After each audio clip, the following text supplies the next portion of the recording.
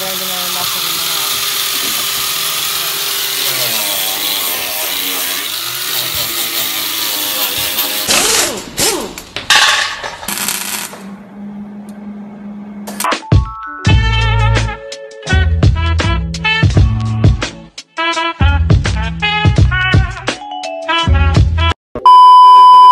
So welcome back mga kamaster.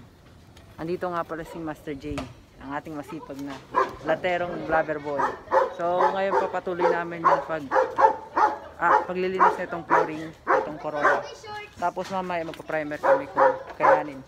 Kasi pwede, parang uulan na yun. So tara, let's go. So ito naman yung mga lilihain namin. Ito, unahin namin itong part na to para ma-primeran na kasi laging nababasa sa ulan. Tapos ito naman yung gamit namin, grinder. May parang steel brush na bala. Oh, ayan na si Master. Ready na siya. Ready na ni Master. Laban, face shield lang ang labanan. Ha? Sige, Kyle. Tapos shoutout nga pala kay Kyle. Ang ating boy.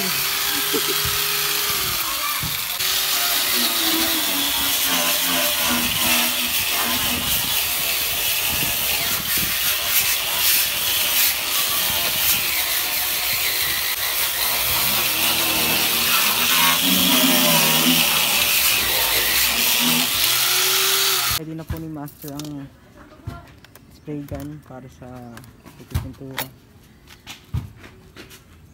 Kung napunta sa kuryente, hindi yan pwede magkasama, Master. Kaya magkaiwalay ng connection yan.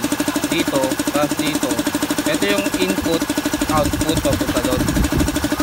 Tapos ito yung adjustment ng hangin, ng pressure.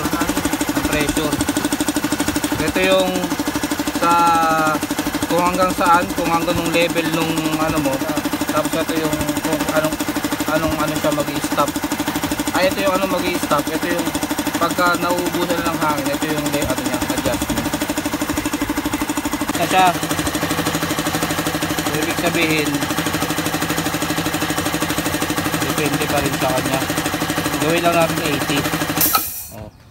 Sa kanina 60, ngayon 80 ngayon. Lagyan natin. Adjust tayo ng... So mag-adjust muna kami na compressor. Dalawang ikot. Tapos ito. Saan mo natutunan yung ganyan? YouTube din. Hindi, nung dati, yung kay Kuya Bong, inaano ko yan. Pinakalipat mo. Tama, nag-ikot ako. Kaya na 40, umandar.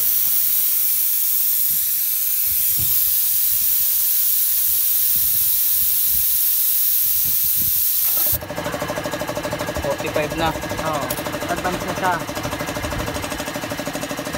Parang ano rin yan, parang carburetor din yung adjustment. 45 na siya. Ngayon, titignan natin kung aabot na siya ng 80. Kasi maganda dyan, tama lang yan, 45 kasi malakas pa pressure niyan eh. May 0 to 40. So ngayon okay na yan. Hindi, titignan muna natin kung anong saan siya mag-stop. Pero kasi hindi nag-i-stop. Bukod kita ka nung dyan?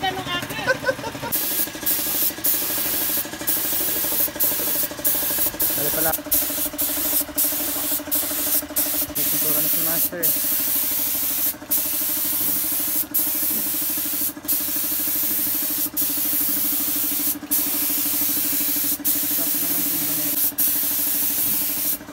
So ito na guys yung yung napinturahan namin yung flooring. Kaya na primer na. Yan si Master sabog na. Masaka sa ilo, saka sa ulo. Yan, balikan ko mamaya ang baho eh. Yan. So ito na yung rinipaint namin na flooring mga ka-master. Ngayon ko na lang pinakita sa inyo kasi inabot na kami gabi, sobrang dilim na. So wait lang, lipat ko lang yung camera. So ayan na yung finished product na pag-primer namin ng flooring. Yan. Hindi naman ganong kapulido kasi kami professional pero okay na rin siya. Tapos next namin itong roof. Sa sunod na episode tatanggalin namin to.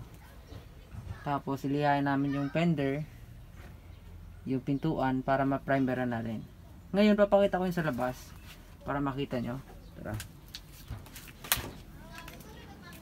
So, ito na yung dating kalawang na side sa may fender. Ngayon na primer na rin.